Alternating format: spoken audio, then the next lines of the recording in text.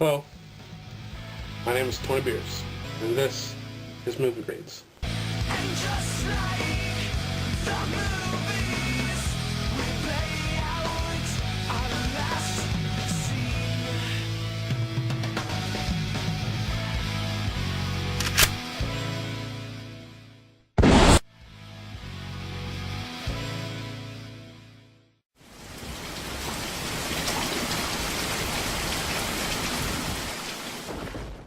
And so, the story reminded me of Highlander in that, in Highlander is about these guys who were immortal and they couldn't die, and that was that was one thing that what was the guy's name? McLeod. Duncan. Duncan McLeod is like he didn't he that's what I hated about being immortal, because everyone around him died. And this is the way Wolverine was feeling. Everyone around him was dying, getting old. Like Jean. So Jean Grey and stuff like that. Like to live forever, but it's like I wouldn't myself, because you'd see everybody die or get old, and you're like, and it would be terrible. It'd be awful. It'd be suffering. I would think. What do you guys? You would view it as a curse. Yeah. I think there's some advantages that would, obviously, you would live forever, but I would see it as somewhat of a curse, because you fall in love with somebody and you're not going to die, but eventually they're going to get old and die, and then that's the thing, you're still going to look exactly the way you look, and they're 80, 90 years old now. Right. Are you, and people would be like, what's, people seen that kind of thing, they'd be like, what's wrong with that? This dude's 29 years old, and he's with a 90-year-old woman, Right. No, I kind of view it as that a little bit. I think it would be, it's, like I said, there's some good things about it, but I would see it more of a curse. Yeah. It would have to be hard to live like that, as far as, what do you think? RK. Exactly. That is definitely a curse. Obviously we're all here on this earth looking for love and finding that one person to share it with. Yeah. And that one person goes, well, you're heartbroken for how long? Yeah. And then somebody new comes along. How many times can that actually just go on? Yeah, exactly. That's that's kind of the point of the movie is that he's outliving all these women that he loved, and he had Jean Grey who died, and and then and he falls in love with Mariko, and he has to come to a realization that she's eventually gonna die someday. Well, Silver Fox died too. Silver Fox, And he loved her. and every person that he loves is gonna die before he will. So yeah, it has to be very painful on. They on a played that person. very well though with the Yeah. Jean Grey dream sequences. Exactly. And then he finally says, "No, I've got something to live for." Yeah. Yes. And he came to grips with that, and then that was one thing that I liked seeing in the movie too. I enjoyed it too, because like I was telling Tony in the theater, a lot of the critics bash those dream sequences, they're confusing why they're in there. They absolutely deserve to be in there, because the thing that's haunted him the most is the death of Jean Grey. The one woman he loved, and he had to kill her. Uh-huh. Well, basically, she said, "Kill me, Logan." It's the only way that the people are going to survive. I know I care about somebody a lot, if I cared about somebody a lot and loved that person, and they said, "You have to kill me," I don't know what I would do. I would probably have the same kind of dreams haunting me. Exactly. And I enjoyed that part of this movie, that he had to, like, every time he turned around, there's Jean Grey. I thought, she's like, well, why are you still doing that? I'm talking about all those different stuff she said. And his one wish was to be with her. And he almost accomplished that. Yeah. Yeah. But I like them dream sequences too. I think it really added to the movie. I think it added, it made you understand his story a little bit better. That he His was psyche. Yeah, what he's thinking exactly. It helped bring the story along and help you see the suffering he was going through, dealing with her, and it also, at the end of the movie, he was finally able to let it go. He's like, like he was saying earlier, I finally found something to live for.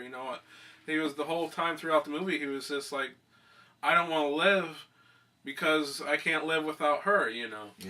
And that's and then he meets Mariko, and he's like, okay, there's this fine ass Asian chick, so I think I can live with her. Well, I mean, if you look at his character itself, his character's kind of got a Japanese feel to him because their culture's like, samurais and all that stuff, which is, warrior. Right. But they also have this very side that it's all about culture and bowing and very, very colorful and loving.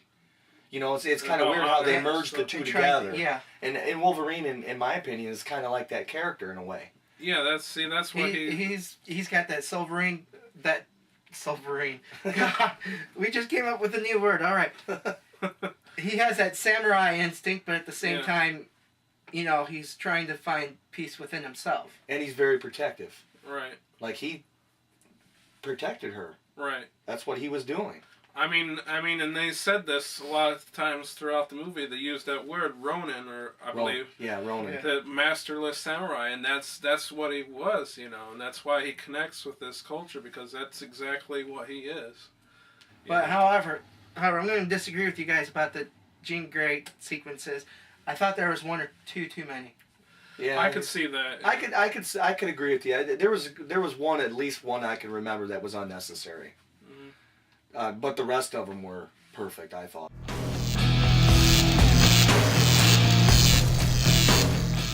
So.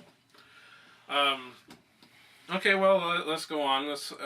One thing we didn't talk about yet is the special effects. What do you guys think of the special effects? Bullet Train was awesome. Bullet Train was awesome. Really, I didn't see too many special effects, but other than the Bullet Train was great. I mean, I think most of it was just normal, action shot stuff, no CG. Not too much CGI. Yeah, I didn't, I liked it. Personally, me speaking, I like shit like that. Yeah. Pardon my French. But I'd rather see a movie, with so many movies that are all CG nowadays, right, yeah. It's nice to see one that doesn't have a lot of it.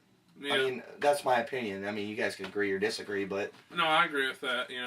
I look at CGI as something that you should only use if you really need it, if it's just really necessary. It's like a hit or miss. Yeah. Yeah. Like Pacific Rim, when you guys nailed it on to the CGI in Wolverine, just the train ones, and I'm sure Silver Samurai. Yeah, that one's probably... that looked good. That looked good, too. Yes. But, I mean, that was just enough CG for me. Yeah. You know what I mean? Yeah. I just loved the rest of it. It was just straight up normal action, stuntman, Right. Probably. Right. I'm sure Hugh Jackman did a few scenes, probably. I wanted to talk about, what was the girl with the red hair's name? Yukio. I really liked her. I really liked her character. I liked the actress. I thought she did well. I thought she was cool. I don't know. I just liked her character in the movie. She was like Wolverine's sidekick, and I kind of I want to see them go out and start fighting crime like Batman and Robin. Yeah. Being a side. I don't know what I liked about her? I wanted to see a side story with her and Wolverine doing other stuff together. I don't know how you felt about this, Go but ahead. you know what I liked about her? I'm your bodyguard. Yeah. Wolverine is a bodyguard, you know? Right. I liked that how every time she kind of had that smart assy to her too a little bit, which yeah. I thought was cool. Yeah. And their chemistry together was really good too. Yeah, I think so. They played that very well on the screen. Okay, I think it's about time to wrap it up. Okay, final thoughts, Jay? Wolverine was a good movie. It was way better than the other one. I think a lot of people will enjoy it. Action sequences, definitely Wolverine-ish. The Bullet Train, phenomenal scene. Story was great.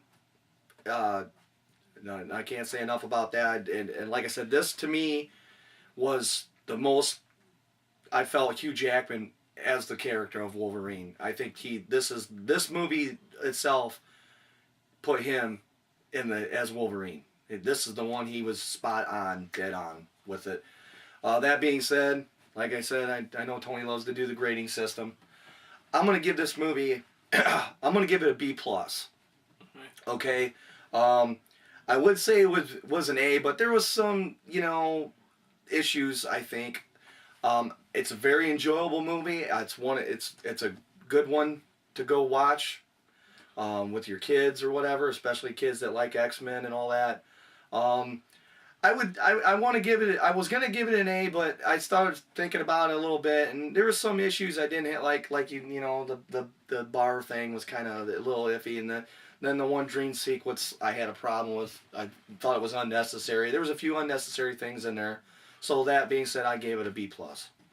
Rob? Well, considering how bad Man of Steel and Iron Man both were this year, and there hasn't been that excitement. Wolverine's the Wolverine. Yeah. For me, it was much better than them. The story was definitely good and decent. The acting was very good. A lot of chemistry was there. The action was good. I'm gonna have to go along with you and give it a B+.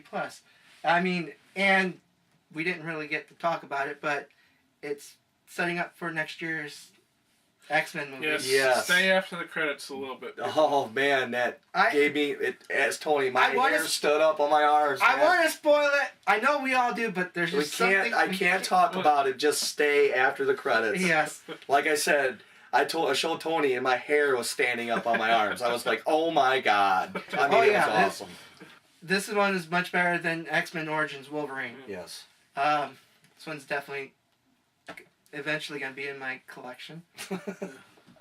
Man of Steel wasn't though. Man of Steel wasn't. It still won't. Okay, I'll give my final thoughts on it. I liked it. I think you brought up earlier that when you were giving your grade about taking kids to see it, and I don't know about that. I mean, it's a PG-13 movie, and I think 13-year-olds would be fine with it, but younger kids, definitely not. I think this is the X-Men movie that's closest to being an R. I mean, it's not there. I mean, it's violent.